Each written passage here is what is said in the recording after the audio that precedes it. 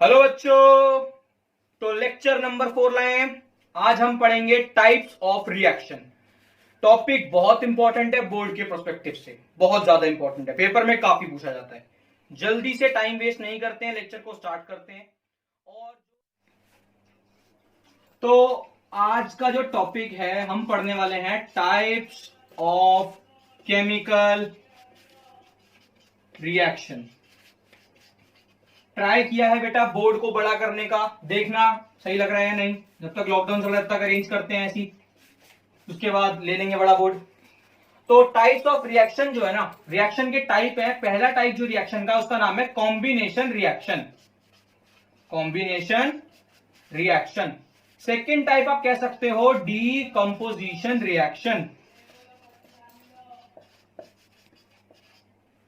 तीसरा टाइप है displacement reaction. और फोर्थ टाइप है डबल डिस्प्लेसमेंट रिएक्शन। इसके अलावा हम ना दो और कवर करेंगे जिनका नाम होता है एक्सोथर्मिक रिएक्शन, और एक हम पढ़ेंगे इसके अंदर endothermic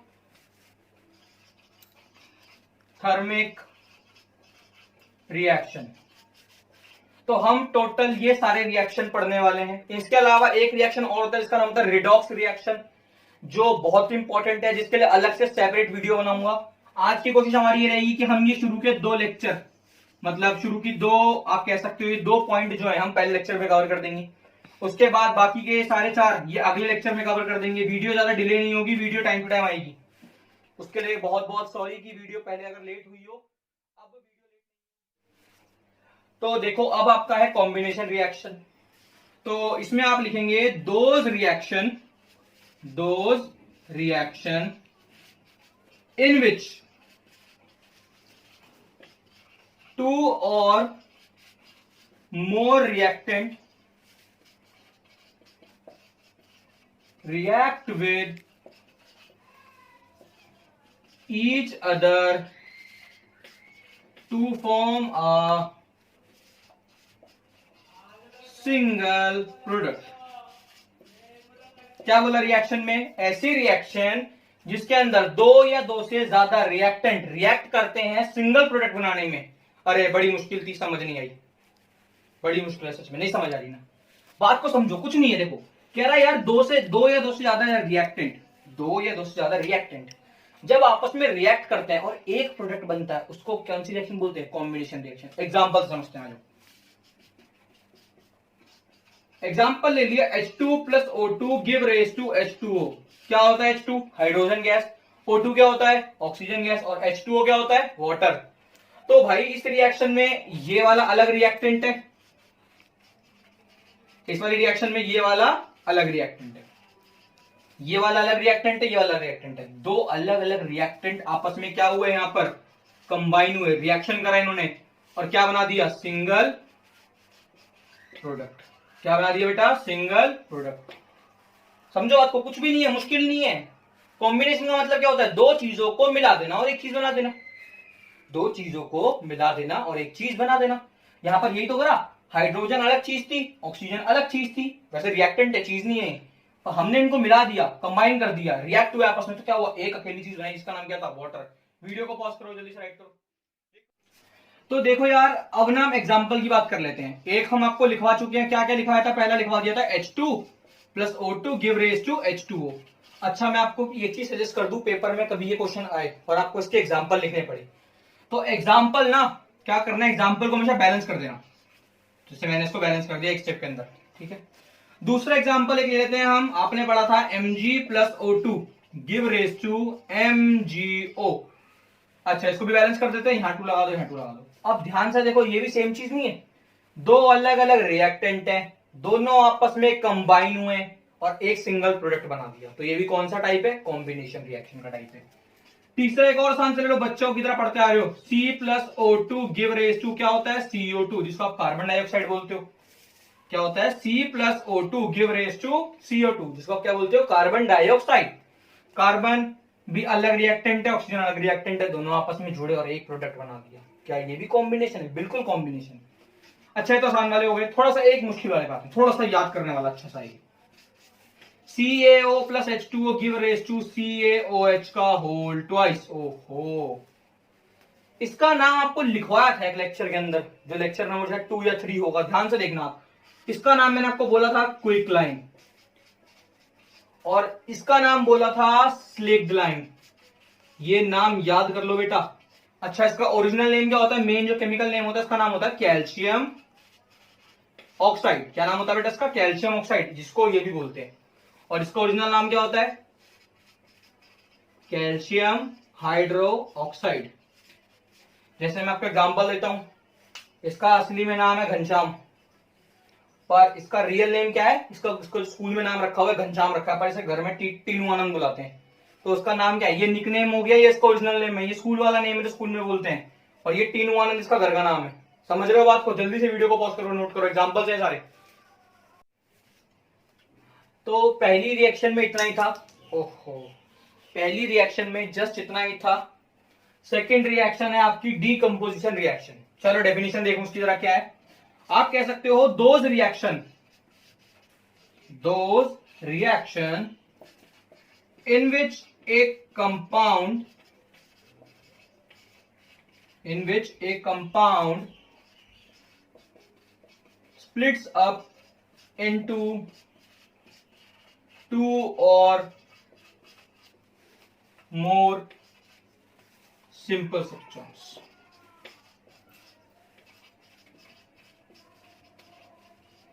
Those reaction in which a compound split up into two or more simple substances. लगा देते हैं, चलो साइड में। कहानी को समझो क्या कह रहा है। कह रहा है ऐसे रिएक्शन जिसमें आपका एक प्रोडक्ट होगा या एक रिएक्टेंट होगा जो बहुत सारे प्रोडक्ट में टूटेगा। एक बात समझाता हूं, छोटी सी बात समझाता हूं। It is just opposite of combination reaction. एक बात बोलिए बेटा, ये जस्ट अपोजिट है कॉम्बिनेशन रिएक्शन का। कॉम्बिनेशन में क्या हो रहा था? दो या दो से ज्यादा रिएक्टेंट को हम जोड़ रहे थे तो एक प्रोडक्ट बन रहा था। हम दो या दो से ज्यादा रिएक्टेंट को जोड़ रहे थे तो एक प्रोडक्ट बन रहा था। यहां पर जस्ट उल्टा है। मतलब अब यहां पर आपके पास कोई सिंगल प्रोडक्ट होगा, कोई भी एक सिंगल रिएक्टेंट होगा, और आप क्या करोगे? इसको तोड़ोगे और छोटे छोटे पीस में डिवाइड कर दोगे। क्या हुआ? एक रोटी थी, घर में 3 बंदे खाने वाले बैठे हुए तैयार। एक रोटी थी, 3 बंदे खाने वाले तैयार बैठे थे, तो मम्मी ने क्या करा? उस एक रोटी के 3 हिस्से कर दिए। तो क्या करा? एक सिंगल रिएक्टेंट को 3 प्रोडक्ट में डिवाइड कर दिया कि बेटा भी खा ले और दूसरा बेटा भी खा ले, पति भी खा ले, सब खा ले। समझ रहे हो बात को? ये कोई एग्जाम्पल नहीं, बनाना मत कॉपी में। अभी बोलो बाद में सुंदर सा डिजाइन बनवा दिया। एग्जाम्पल चलो देख लो यार। अच्छा, इसका एग्जाम्पल देखने से ना बहुत अच्छा बताऊंगा। पहले इसको जल्दी से नोट करो, 1 2 3। तो एग्जाम्पल ना, इसमें एग्जाम्पल में पैसे बात नहीं कर सकते कि भाई एग्जाम्पल दे दो। देखो स्टार्टिंग हम करते हैं ना, मैं तुम्हें एक बहुत अच्छी बात बताने वाला हूं उसकी। डीकंपोजिशन रिएक्शन ना 3 तरह का होता है। डीकंपोजिशन रिएक्शन 3 तरह का होता है। पहला पार्ट होता है इसका थर्मल डीकंपोजिशन। रटो मत, समझो, अभी मजा आएगा। Thermal decomposition. दूसरा मैं कह देता हूं इलेक्ट्रोलाइटिक डीकंपोजिशन। तीसरे का नाम हम कह देते हैं फोटोलाइटिक डीकंपोजिशन। सबके नीचे क्या लिख देते हैं? रिएक्शन। चलो क्या बोल रहा है, बात को समझो। कहानी कह रहा है डीकंपोजिशन रिएक्शन 3 तरह का होता है। डीकंपोजिशन रिएक्शन 3 तरह का होता है। अच्छा, एक बात बताओ, मैंने आपको बोला था भी, एक छोटी सी मैंने बात बोली कि रोटी है, एक रोटी है, 3 बंदों में तोड़नी है, अपने आप टूट गई। मैंने रोटी रखी और मैं ऐसे कर रहा हूं, टूट जा रोटी, 3 पार्ट में टूट जाएगी? नहीं होगा ना ऐसा। आपको खुद मम्मी को या किसी को जान लगा के 3 रोटी तोड़नी पड़ेगी। इसका मतलब एनर्जी तुमने दी। तो यहां पर भी यही है। जब आप डीकंपोजिशन कराने के लिए हीट का इस्तेमाल करते हो, जब आप डीकंपोजिशन कराने के लिए हीट एनर्जी का इस्तेमाल करते हो, मतलब एनर्जी कौन सी वाली देते हो? हीट वाली एनर्जी देते हो। तब उसको कौन सा बोलते हैं, थर्मल डिकम्पोजिशन। बेटा थर्मल का मतलब ही हीट से रिलेटेड चीज होती है, थर्मल का मतलब ही हीट से रिलेटेड होता है।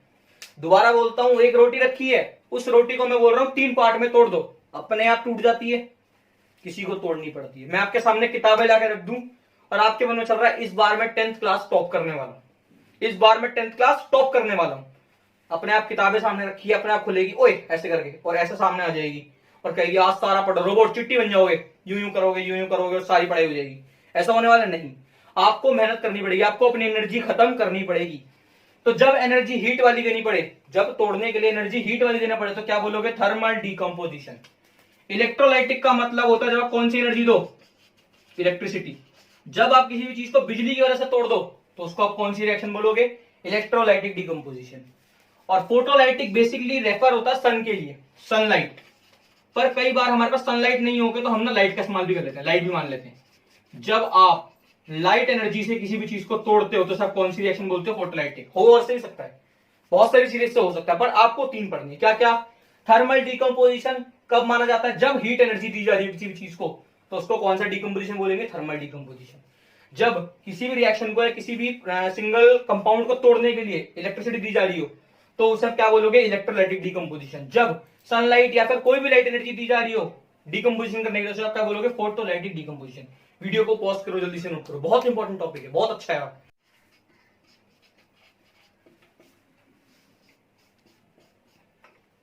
देखो तो ये है सब हेडिंग, अभी बताया इसके बारे में। अब इसकी डेफिनेशन भी लिख लेते हैं एक बार, क्या होगी, when decomposition is carried out by heating,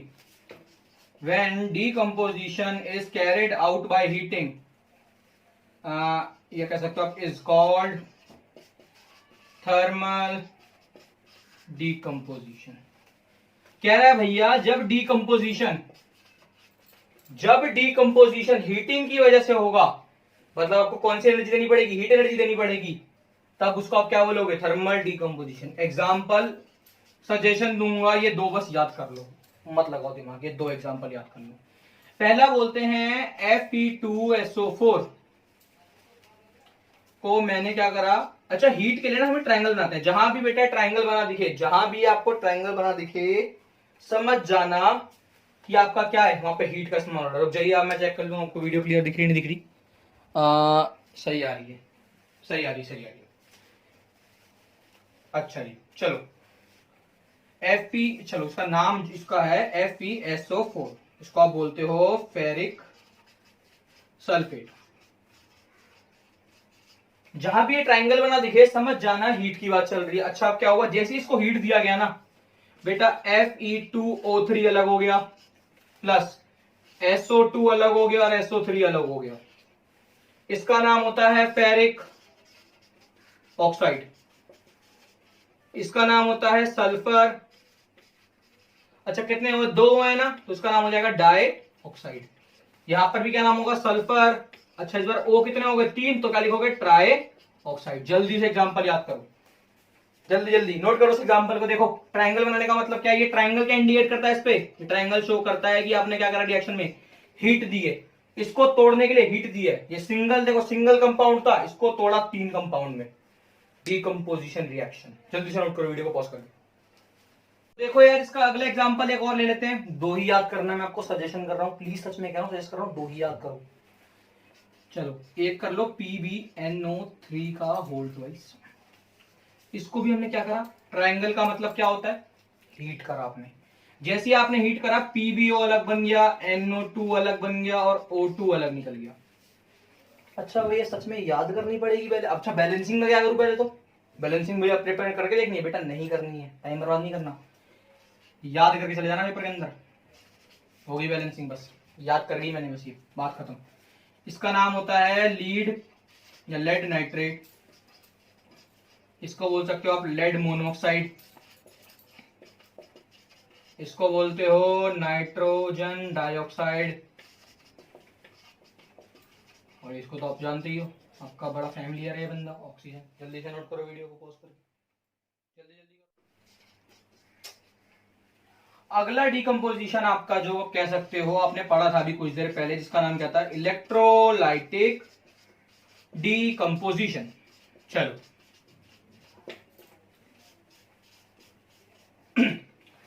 इसके अंदर क्या लिखेंगे, when decomposition is carried out with the help of electricity, तो आप कह सकते हो are called electrolytic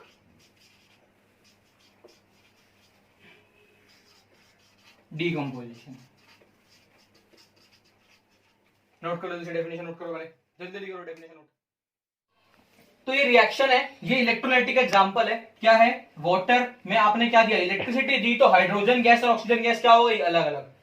बेटा पूरी बात सुनो, इसका मतलब ये नहीं है कि आप दो तारे लो और पानी में डाल दो और थोड़ी देर बाद करंट के मजे लेके मुझे बोलो भैया मेरे तो चोट लग गई, मेरे को तो नहीं मिला पानी, हाइड्रोजन अलग और ऑक्सीजन अलग। ये रिएक्शन हुई कैसे, अब आपको सिखाया जाएगा। किसी भी सवाल का जवाब ये नहीं मिलेगा कि बेटा अगली क्लास में सीखना, मिलेगा जवाब। थोड़ा धैर्य रखो, इस रिएक्शन को जल्दी से नोट करो, वीडियो को पॉज करके, फिर एक डायग्राम बनाएंगे, एक्सपेरिमेंट कर दिखाएंगे तो एक्सपेरिमेंट क्यों हुआ ऐसा। जल्दी से वीडियो को पॉज करके नोट करो, जल्दी करो, जल्दी जल्दी आओ। समझते हैं एक्सपेरिमेंट क्या चीज है। एक्सपेरिमेंट में हमने क्या करा, ग्लास बॉटल ली। क्या ली बेटा, ग्लास बॉटल। हमने इस ग्लास बॉटल के नीचे की साइड रबड़ का कॉक लगा दिया।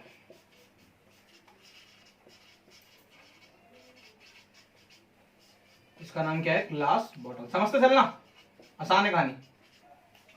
अच्छा, इस जो रबड़ के कॉक है, इसके अंदर हमने क्या करा, दो कार्बन की ना रॉड है, दो कार्बन की रॉड। कार्बन ना ब्लैक कलर का होता है, जैसे आपकी पेंसिल का आगे ग्रेफाइट है ना, पेंसिल देखिए अपनी पेंसिल के आगे जो ग्रे कलर का होता है, वो चीज मान लो आप, उसकी रॉड है दो। हमने ऐसे दो रॉड ली और लगा दी। तो हमने क्या करा, इस कॉक में होल कर दिया, जिसकी वजह से नीचे आर पार हो रखी है। ठीक है, बात समझ आई। अब हमने क्या करा यार, इसके ऊपर ना हमने क्या करा, इसमें पानी डाल दिया। क्या डाल दिया बेटा, ये पानी है।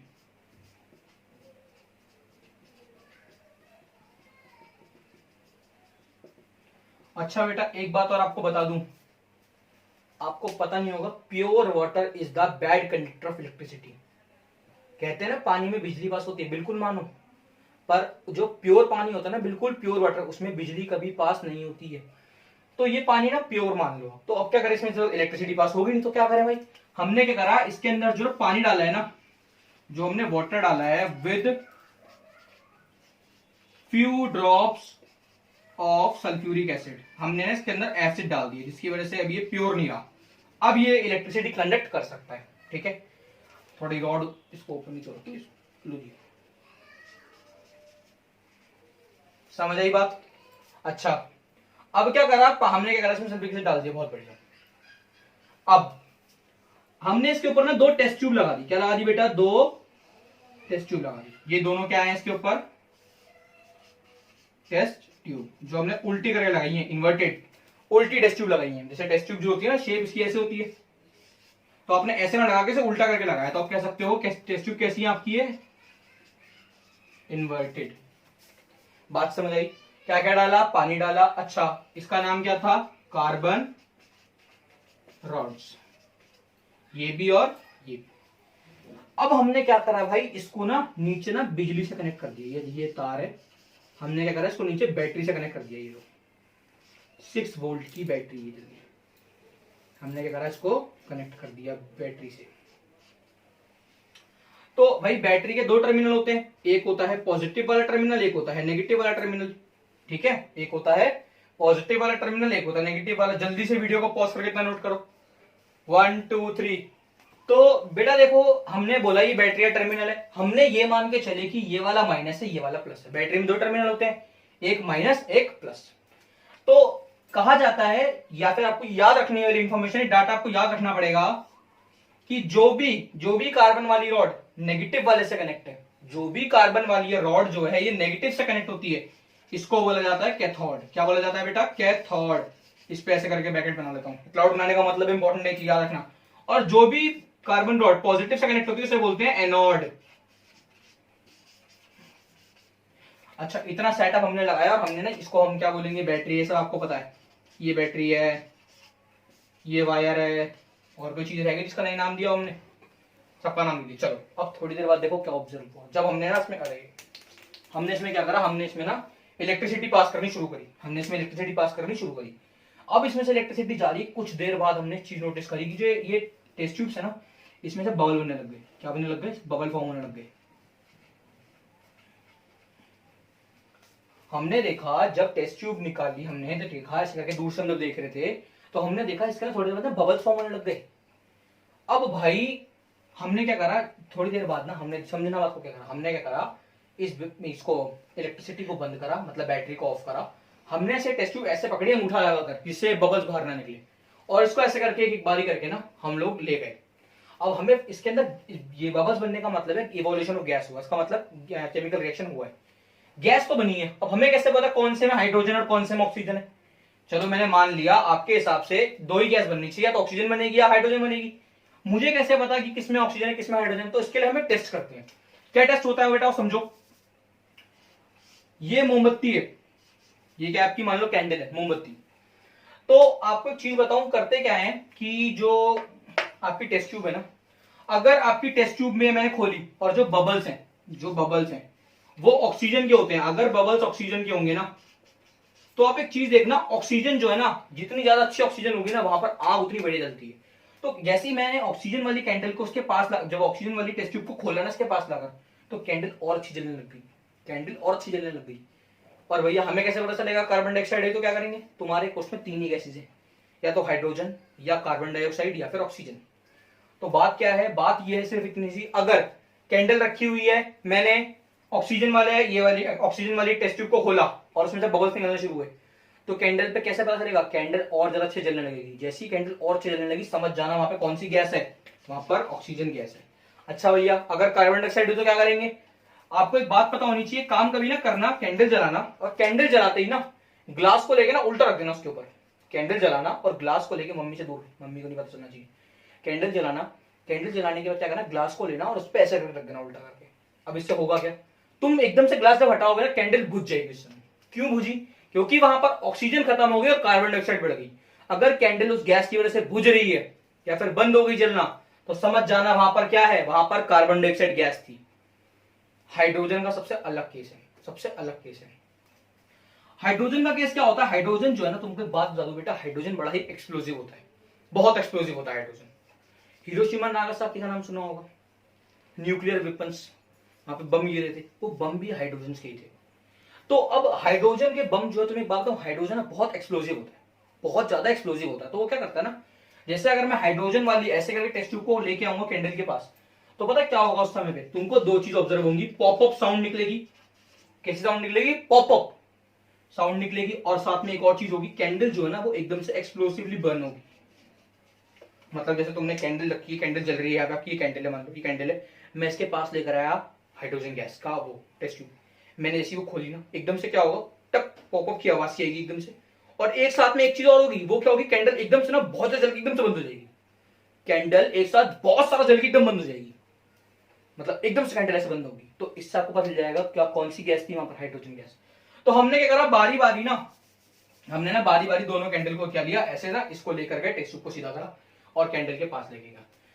अब याद कैसे, नेगेटिव वाली साइड को जब मैं लेकर गया ना, तो एकदम से पॉपअप साउंड आई। जब मैंने नेगेटिव वाली साइड को लेकर मैं गया, तो कौन सी साउंड आई, पॉपअप साउंड क्या बता रही है, कौन सी गैस होगी वहां पर फिर, हाइड्रोजन। हमें एक बात पता चल गई भैया, लेफ्ट वाले में कौन सी गैस थी, हाइड्रोजन गैस। हमें पता चल गया लेफ्ट में हाइड्रोजन है, तो राइट में कौन सी होगी, प्लस वाली साइड पे कौन सी होगी, ऑक्सीजन। तो फिर भी चेक करने के लिए हमने क्या करा, हम दोबारा से लेकर गए। जब हम लेकर गए वहां पर, तो भाई कैंडल और अच्छे से जलने लगी, मतलब ब्राइटर हो गई।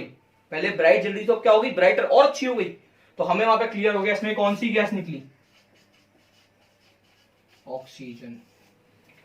तो तुमने पानी डाला, इतना सब कुछ झोल झाल किया, इतना सेटअप बिठाने के बाद तुमने क्या देखा कि मैंने पानी से हाइड्रोजन गैस को और ऑक्सीजन गैस को अलग कर दिया, विद द हेल्प ऑफ किसकी वजह से, इलेक्ट्रिसिटी की वजह से। अगर बिजली नहीं देते तो आप ये काम अलग नहीं कर सकते थे। उसका मतलब समझ रहे, घर में पानी में 2 तारे डालनी नहीं है, उससे नहीं अलग होगा, आपको सेटअप बिठाना पड़ेगा। समझ रहे हो? जल्दी से वीडियो को पॉज करो, एक एक चीज को नोट करना जो उसमें लिखा हुआ है। टाइम दे रहा हूं, जूम कर दो वीडियो को और वीडियो को ढंग से देखो और समझो उसको क्या है ये चीजें। एक एक वर्ड लिखना है, कुछ छोड़ना नहीं है इसके अंदर, इन पे ध्यान देना जल्दी से। अच्छा, तो अब इससे कंक्लूजन क्या मिला? इससे जो बात समझ आई वो आई, the electrolysis of water, the electrolysis of water contain 2 volume of hydrogen gas and 1 volume of oxygen gas। अच्छा, एक बात बताओ, तुमसे एक सवाल पूछना है कि पानी का फॉर्मूला H2O ही क्यों होता है? पानी का फॉर्मूला H2O ही क्यों होता है? H3O भी तो हो सकता था, H4O भी हो सकता था, H2O2 हो सकता था, इतने सारे फॉर्मूलेज है। H2O ही क्यों होता है? इसका रीजन हमें ना, अब तुम्हें बताओ, जो तुमने सीखा था 9th क्लास के अंदर की भैया हमने वैलेंसी को क्रॉस मल्टीप्लाई करा था, वो जस्ट एक मेथड था। रीजन होता है एक्सपेरिमेंट से। केमिस्ट्री जो है ना वो एक्सपेरिमेंटली डाटा है। एक्सपेरिमेंट देख के पता चला, समझो क्या लिखा हुआ है यहाँ पे। एक्सपेरिमेंट से बात पता चली कि हाइड्रोजन के कितने वॉल्यूम निकले, 2 वॉल्यूम, और ऑक्सीजन का कितना निकला, 1 वॉल्यूम। मतलब जो हाइड्रोजन निकली वो 2 गुना ज्यादा थी ऑक्सीजन के। इसीलिए जो फॉर्मूला होता है ना, इसीलिए आप लिख सकते हो that's why we conclude that the formula of water is H2O। ये क्या शो कर रहा है? ये 2 शो कर रहा है कि हाइड्रोजन के 2 वॉल्यूम निकले और कुछ भी नहीं लिखा हुआ, इसका मतलब 1 है, और कुछ भी नहीं लिखा हुआ 1 है, इसका मतलब क्या? ये शो कर रहा है कि ऑक्सीजन के कितने वॉल्यूम निकले, ऑक्सीजन का भी 1 वॉल्यूम निकला। कितना वॉल्यूम निकला? 1। ये डाटा को नोट करो, जल्दी नोट करो, वीडियो को पॉज करो। एक बात और बोल सकते हैं जो 9th क्लास में पढ़ी थी, जो एक लॉ था आपका, लॉ ऑफ कांस्टेंट प्रपोर्शन करके। तो आप ये बात भी कह सकते हो, hence the ratio of hydrogen and oxygen elements in water is 2:1। ये 2 क्या है? ये 2 शो कर रहा है कि किसका? हाइड्रोजन का वॉल्यूम 2 गुना ज्यादा था ऑक्सीजन से। ऑक्सीजन का 1 है तो हाइड्रोजन का कितना है? 2। समझ रहे हो बात को? मतलब हमेशा जब भी मिलेगा इसका जस्ट डबल मिलेगा। अगर यहां पर मैं आपको बोलूं कि यहां पर आपको 4 दे रखा है, तो 4 का जस्ट डबल कितना होता है? 8। समझ रहे हो? अगर ऑक्सीजन में आपको बोलूं, ऑक्सीजन आपको दे रखी है 16, तो हाइड्रोजन उसकी हमेशा क्या मिलेगी? Just double. 16 का डबल कितना होता है? 32। समझ रहे हो? सबको डिवाइड कर लेना, आएगा आपका 2:1। तो बात सिर्फ इतनी सी है। ये बहुत इंपॉर्टेंट कंक्लूजन था जो आपको 9th क्लास में याद करवाया गया था। अब आपको रीजन मिल गया कि 2:1 ही क्यों होता है। क्यों होता है? क्योंकि मैंने जब एक्सपेरिमेंट किया गया, या हमने एक्सपेरिमेंट जब किया, तो उससे क्या पता चला? उससे ये बात पता चली कि जो हाइड्रोजन का रेशियो है वो जो हाइड्रोजन के वॉल्यूम का रेशियो है वो 2 गुना ज्यादा है किससे? ऑक्सीजन से। इस कंक्लूजन को नोट करो। एक रिएक्शन और पढ़ेंगे जल्दी जल्दी।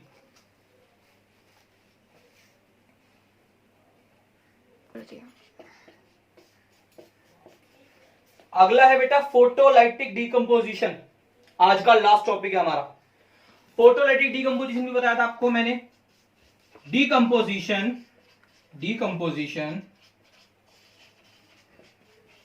carried out with the help of light. Decomposition carried out with the help of light is called photolytic decomposition। बात समझ आई? जब अब आप क्या कर रहे हो, किसी भी चीज को तोड़ने के लिए किसका इस्तेमाल कर रहे हो? लाइट का इस्तेमाल कर रहे हो। एग्जांपल समझो भाई, 2 एग्जांपल है। पहले एग्जांपल है आपका AgCl, इसको आप बोलते हो सिल्वर क्लोराइड। कह रहा है जब सिल्वर क्लोराइड को मैंने सनलाइट दी ना, जब सिल्वर क्लोराइड को मैंने सनलाइट में रखा तो Ag अलग हो गया और Cl2 गैस अलग हो गई। ये गैस बन के चली गई, ये क्लोरीन गैस है। सिल्वर अलग हो गया। कलर क्या होता है सिल्वर का? ग्रे। और यहाँ पे क्या हुआ, क्लोरीन गैस बन के उड़ गई, इसका नाम सिल्वर क्लोराइड है। वैसे ये व्हाइट कलर का होता है। जल्दी से रिएक्शन नोट करो, जल्दी जल्दी, 1 2 3, 1 2 3 नोट कर लिया, कर लिया। चलो एक रिएक्शन और, ये आपको दिखाऊं ये कैसे होता है। अच्छा आप कह सकते हो जैसे भैया ये लो, आपने क्या करा, ये चाइना डिश है, चाइना डिश होती है ऐसी गोल सी, ये जमीन है, सरफेस है, इसके अंदर मैंने क्या करा, थोड़ी सी ना वो डाल दिया सिल्वर क्लोराइड। और यहां पर ऊपर क्या है आपका, ये आपका सन है। सन से ऐसे करके क्या पड़ेगी इसमें, सनलाइट। अब इस सनलाइट में रखने से क्या होगा, ये जो व्हाइट कलर का सामान था ना, सामान कह रहा हूं, सिल्वर क्लोराइड, ये किस कलर का हो जाएगा, ये किस कलर में बन जाएगा, ग्रे कलर में बन जाएगा। क्यों भैया, अभी रिएक्शन में पड़ा, क्यों, क्योंकि क्लोरीन गैस तो उड़ गई, बचा क्या सिल्वर, और सिल्वर का कलर कैसा होता है, ग्रे टाइप नहीं होता, इसी वजह से। इस डायग्राम को बनाना है तो ठीक है, वरना कोई नीड नहीं है। वैसे जल्दी से 1 2 3 कर लिया। अच्छा एक रिएक्शन और आपको बता दूं, सेम है बिल्कुल, याद ज्यादा मुश्किल करने की जरूरत नहीं है। AgBr को जब दोबारा से मैंने सनलाइट दी, AgBr को जब मैंने दोबारा से सनलाइट दी तो हुआ क्या, Ag अलग हो गया और Br2 अलग हो गया।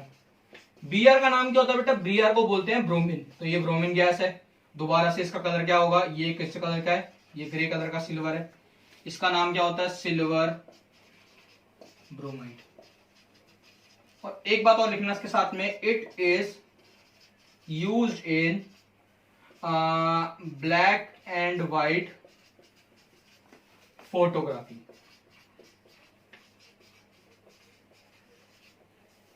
अब बताता हूं कैसे। ये देखो क्या करते हैं लोग ना, अगर जरूरी नहीं इसमें सनलाइट मिले, अगर आपको एक बल्ब होता है ना, और याद होगा आपको, अभी तो एलईडी बल्ब चल गए हैं, पहले एक येलो कलर का बल्ब आता था, मतलब गर्म हो जाता था बहुत ज्यादा, थोड़ी देर बाद ही, कांच का होता था, है ना, देखा होगा आप लोगों ने। तो होता क्या था यार, ये लोग क्या करते थे ना, एक फोटो मान लो, तुमने देखा होगा नेगेटिव फोटो जो होती है ना, नेगेटिव फोटोज जो आती हैं, जिसके अंदर इंसान की शक्ल बड़ी अजीब सी दिखती है, नेगेटिव टाइप का नहीं दिखता इंसान, देखना अपने फोन में फीचर, या फिर डाल के देखना नेट पे, नेगेटिव फोटोज क्या चीज होती है। तो होती क्या चीज है ना, नेगेटिव फोटो को ना ये लोग क्या करते थे ना, इस वाले सॉल्यूशन के अंदर डिप कर देते थे, AgBr के सॉल्यूशन में डिप कर देते थे, और ऊपर से क्या करते थे, उसके ऊपर सनलाइट डालते थे। सनलाइट नहीं मिल रही है तो क्या करते थे, बल्ब का इस्तेमाल करते थे, वो वाला बल्ब होता है ना येलो वाला। अब कुछ टाइम बाद क्या होता था, लाइट पड़ने की वजह से, लाइट पड़ने की वजह से ब्रोमीन गैस तो उड़ जाती थी, वहां पर क्या बचता था, सिर्फ ग्रे कलर। और आपको देखा होगा ब्लैक एंड व्हाइट फोटोग्राफी का कलर क्या ही होता है, ग्रे कलर की फोटो को तो ब्लैक एंड व्हाइट फोटो बोलते हैं। ऐसे इस्तेमाल करके आपकी ब्लैक एंड व्हाइट फोटो बनती थी पहले टाइम में, अब तो नहीं बनती शायद, पहले जो होता था यही होता था। वो क्या करते थे, सॉल्यूशन लेते थे, उसके अंदर आपकी जो नेगेटिव वाली रील होती है डाल देते थे, और ऊपर से बल्ब छोड़ देते थे। थोड़े टाइम बाद क्या होता था, वहां पर ब्रोमीन गैस तो उड़ जाती थी, तो कौन सा कलर बचता था, सिल्वर कलर का, ग्रे कलर बचता था, और फोटो आपकी ग्रे कलर की बन गई, निकाल के देते थे। यही रिएक्शन थी फोटोलाइटिक डिकम्पोजिशन। तो आज के लेक्चर में बस इतना ही। अगले लेक्चर में हम displacement reaction, double displacement reaction, exothermic और एंडोथर्मिक के पर बात कर लेंगे। तो वो रिएक्शन एक अलग क्लास लगेगी, और आपकी रिडॉक्स की एक क्लास अलग लगेगी, कोरोजन की, मतलब 3 लेक्चर होना है बेटा इसके भी।